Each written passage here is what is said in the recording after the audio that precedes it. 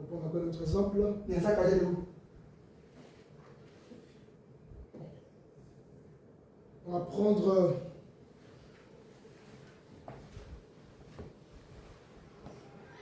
Deutéronome 19, le verset 15.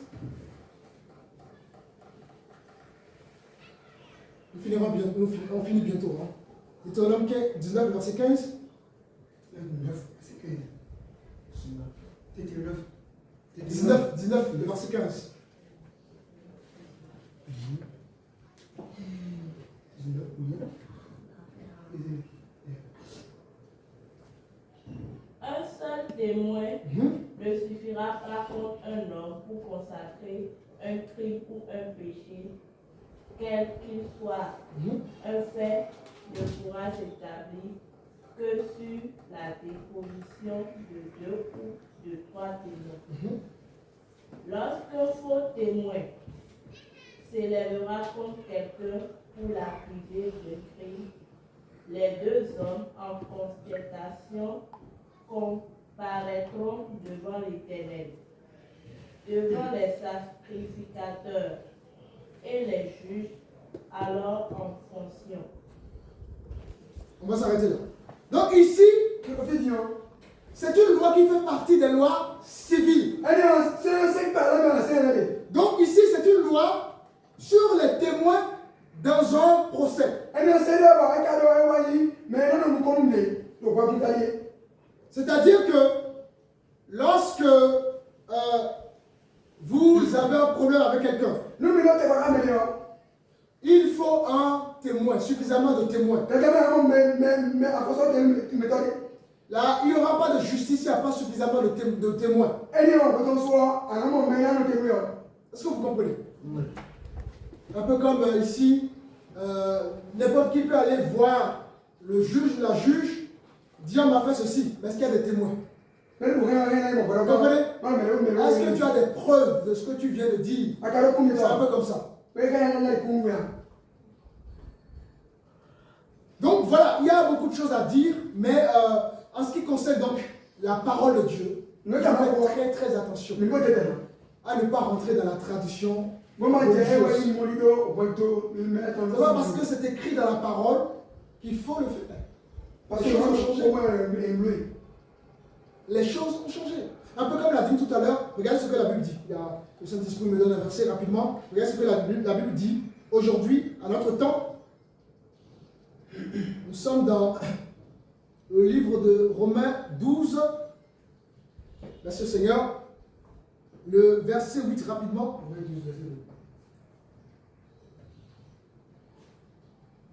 Et celui qui exhorte à l'exhortation, que celui qui donne le fasse avec libéralité, que celui qui préside le fasse avec zèle, que celui qui pratique la miséricorde le fasse avec joie. C'est bon.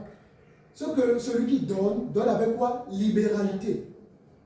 L'offrande, dire tout ça, on le fait maintenant avec une libéralité. Chacun a reçu le Saint-Esprit. Le Saint-Esprit est capable de nous interpeller. Parce qu'effectivement, dans une vie, il y a des charges. Moi, j'ai dû fermer une salle en France là-bas parce que la charge était tellement énorme. Et il n'y avait que ma femme et moi. Pendant 2 ans, on a supporté les charges. Et à un moment donné, on n'en avait plus. On en a parlé un peu aux frères et sœurs. Personne n'a été touché pour ça. Il y a des charges. Mais quand tu es chrétien, Dieu va te mettre dans ton cœur.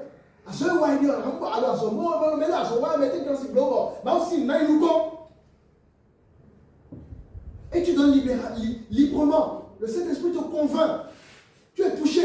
Aujourd'hui, avant d'être là aujourd'hui, on m'a fait à manger, je suis parti manger. C'est parce que la personne a été touchée. Vous comprenez? La personne a été touchée. Qu'est-ce qu'elle peut faire pour le pasteur? Dieu l'a mis ça dans le cœur. Oui. C'est ça un don. Elle a donné un don à la personne. C'est pas dans les grandes choses, le machin, non, les amis. C'est dans la simplicité de l'évangile. Et donc, pour revenir à notre thème, c'était une petite parenthèse. Prenons un dernier verset. Je ne terminerai pas ce verset. Marc chapitre 7, on l'a lu tout à l'heure. Cette fois-ci, on va prendre le verset 9.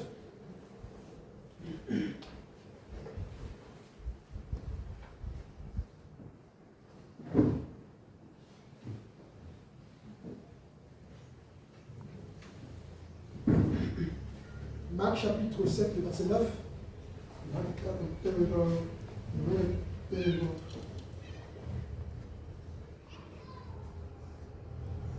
Il leur dit encore, vous avertissez fort bien le commandement de Dieu pour garder votre tradition. Alléluia.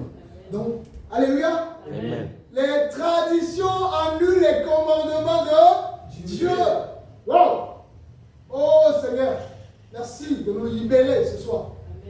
Wow. Donc, en vivant dans les traditions religieuses, nous annulons la puissance de Dieu dans notre vie. Wow. Oh Seigneur, tu nous ouvres les yeux cet après-midi. Ne continuez plus à insister, non, machin, Dieu va comprendre. Ne soyez pas dans les émotions. La Bible déclare que Dieu a mis sa parole au-dessus, n'est-ce pas, de son nom, de son propre nom. En d'autres termes, Dieu lui-même se soumet à la parole. Dieu n'est pas dans les émotions. Oh, Dieu va comprendre. Non, Dieu va rien comprendre. Il connaît que sa parole. L'évangile de l'émotion. Alors, quels sont les dangers justement de la tradition religieuse? Quels sont les dangers de la tradition religieuse? Premièrement, premier point, je finirai par ça, pour ce dernier point. Donc, le dernier point, c'est donc les dangers de la tradition religieuse. Donc, le premier point, le premier danger de cette pratique dans nos vies, il y a beaucoup, je ne citerai pas tout parce que la liste est très longue, ça nous étouffe de la parole. On va prendre, parce que je vais forcément prendre un verset. Prenez, vous êtes dans Marc chapitre 7 là. Oui. Lisez-moi le verset 13.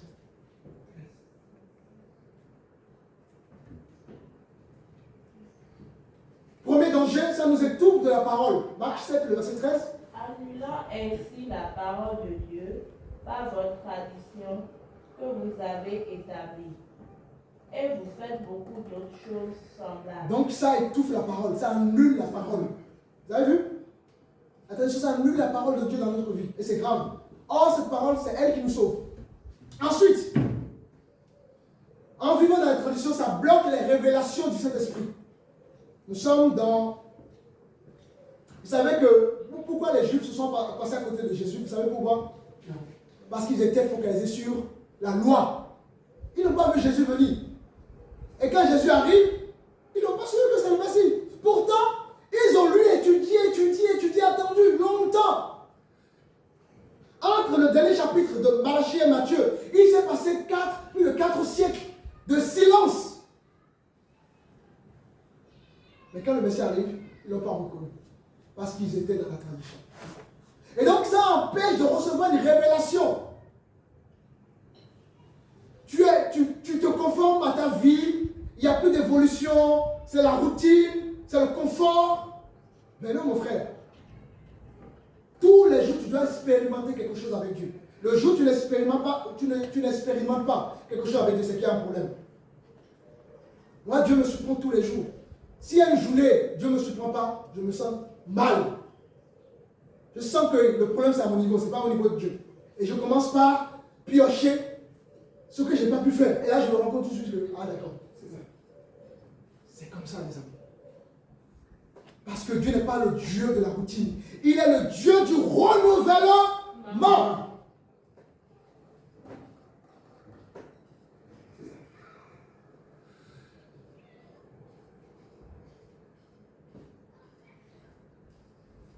Ensuite,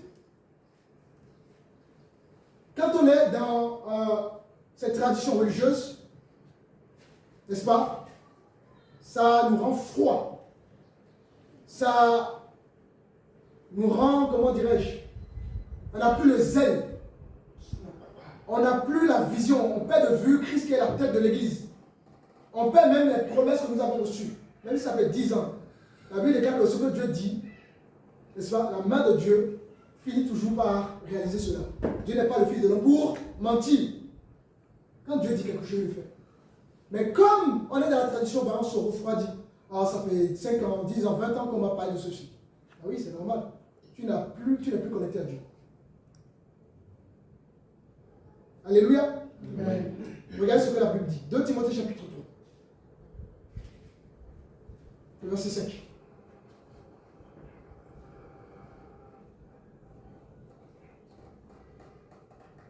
C'est promis, hein, dernier verset. 1er juin.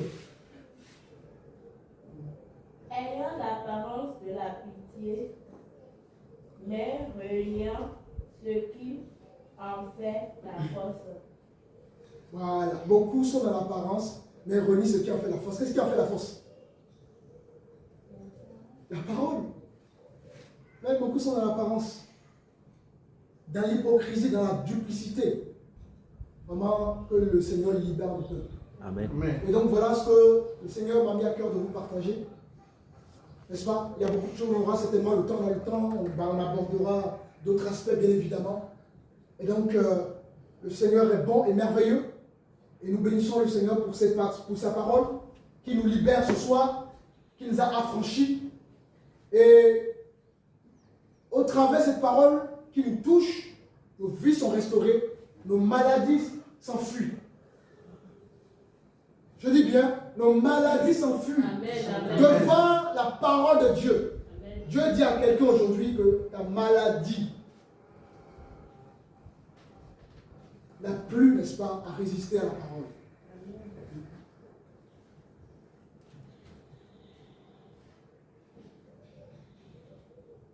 Il y a quelqu'un dans cette salle, la Bible me dit, Dieu me dit que tu as beaucoup souffert et que des fois tu te poses tellement de questions que tu ne sais pas ce que tu dois faire dans ta vie. Dieu me dit de te dire que c'est le moment de le connaître. C'est le moment de s'approcher davantage de lui. Et tu le verras agir dans ta vie. Il n'y a pas de hasard avec le Seigneur. C'est Dieu qui orchestre toutes choses. Mais tout ce qu'il nous demande, c'est notre sensibilité. La Bible est claire qu'il frappe à la porte. La porte ici, c'est le cœur. Rappelez-vous, la parabole des 4 semeurs, où la semence est tombée sur 3 terres différentes. Et quand la semence va tomber sur la bonne terre, elle va produire des fruits. Puisse Dieu nous toucher cet après-midi pour qu'on porte du fruit, pour la gloire de notre Dieu. Amen. Nous allons nous lever, nous allons prier, et éventuellement s'il y a des sujets de prière personnels, c'est le moment de donner vos sujets de prière. Nous allons bénir le Seigneur pour cette parole qui nous a bénis, qui nous a touchés, cette parole qui nous libère de nos chaînes. Nous ne sommes plus en prison, parce que nous avons été affranchis ce soir par la vérité, celle qui sauve. Tu vas élever ta voix et tu vas prier selon ce que Dieu te met à cœur. Élevons nos voix et prions. Seigneur, nous te bénissons.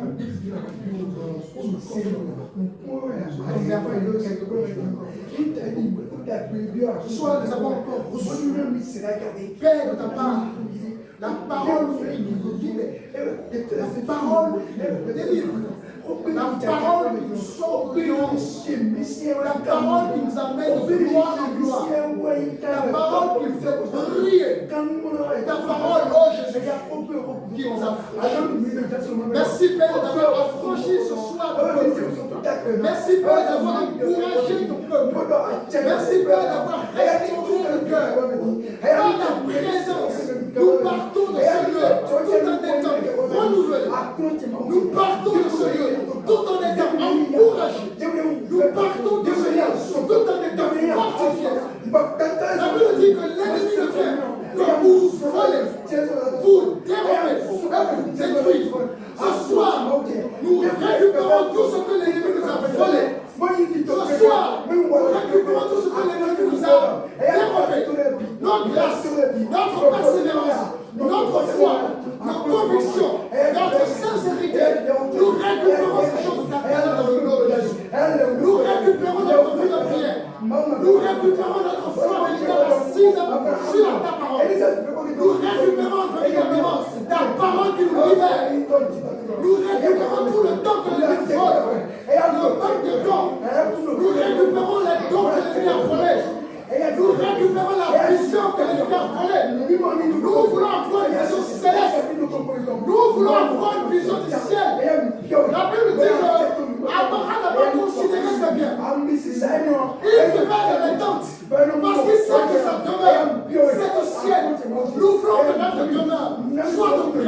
que même si tu peux payer matériellement, que même si nous sommes riches, que même si nous avons tout, oh Jésus, nous prions, que nous prions, nous ne nous attachons pas à ces choses. Nous prions que notre demeure soit au ciel.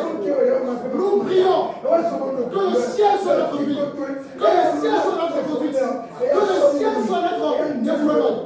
Et que tu continues d'agir dans nos cœurs. Que tu continues d'agir dans nos vies. Oh Jésus, merci pour ta présence. Merci pour ton nom. Merci pour la vérité. Merci pour l'ordre du Seigneur.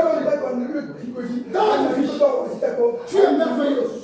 La Bible dit que, n'est-ce pas, nous sommes affranchis par l'œuvre de la croix. Et c'est pour la vérité que tu nous as affranchis. Libère le peuple de l'ignorance, de la tradition religieuse, de toutes les choses qui nous éloignent de toi. Et restaure les cœurs, restaure les assemblées, restaure les ministères, restaure les frères et sœurs, afin que Jésus, nous soyons à ton image, parce que nous sommes des êtres hypocrites qui doivent témoigner de toi. Au travail de nos vies, les gens doivent être touchés. Au travail de notre vie, les gens doivent recevoir l'évangile. Au travail de notre vie, les gens doivent pouvoir le changer. Change nos cœurs, change nos habitudes, change nos conceptions, change nos philosophies, change nos mentalités, pour que nous soyons dignes de toi, Jésus. Oh Père, merci pour ta grâce, merci pour ta présence, merci pour ce peuple merveilleux.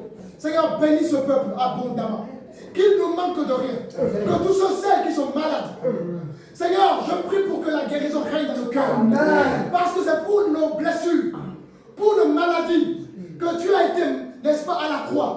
Et par toi, nous sommes délivrés. Par l'œuvre de la croix, nous sommes guéris. Par l'œuvre de la croix, nous sommes libérés.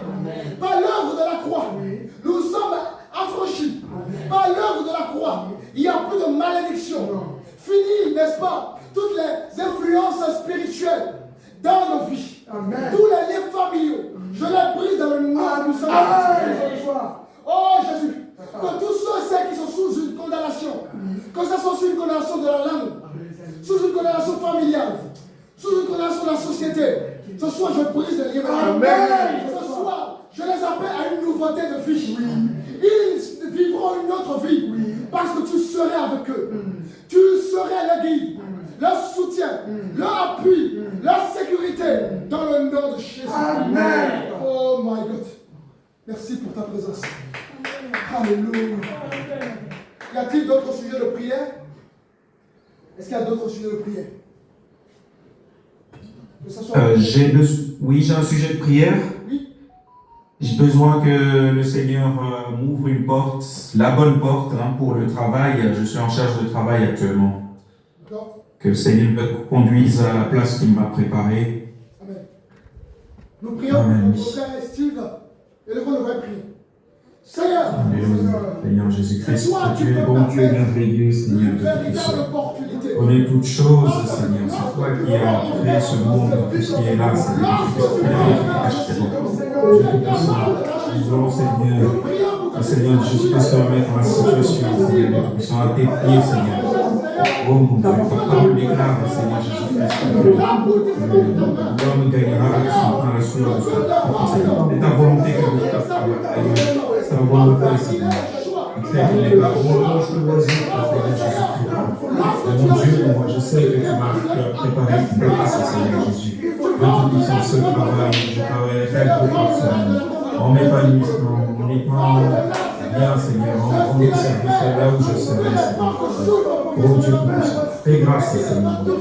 Prépare, Seigneur Jésus-Christ, encore des choses, Seigneur Jésus-Christ, permet, Seigneur Dieu, moi, que dans les semaines à venir, Seigneur Jésus-Christ, la porte puisse s'ouvrir, Seigneur. Et ce que je puisse signer un contrat, Dieu Tout-Puissant. Alléluia. Fais, Seigneur Jésus, toutes choses. Amen. Amen. Jésus-Christ. Mon sujet de prière, c'est qu'on prie pour ma santé, pour la restauration de ma santé. Très bien. Nous avons notre soeur Rose qui est un peu malade. Nous allons prier pour sa restauration. Levons nos mains, prier. Oh Seigneur. Seigneur, nous voulons remettre notre sort. Seigneur, nous voulons mettre notre sort. Tu es capable, Seigneur mon Dieu, on passe à tout. Marche correctement dans ta corps, Seigneur. Toi qui es le médecin de l'excellence. Nous devons, Seigneur Jésus, libérer, Seigneur Jésus, de tout Seigneur. Accorde l'unité à Jésus-Christ, un témoignage à la gloire de son nom à travers cette circonstance, Seigneur Jésus. Alléluia. La main n'est pas trop forte pour agir, Seigneur mon Dieu. Nous comprends, relève-nous, Seigneur Jésus. Alléluia, gloire à toi, Seigneur Jésus. Nous proclamons la guérison. Nous proclamons cela avec certitude.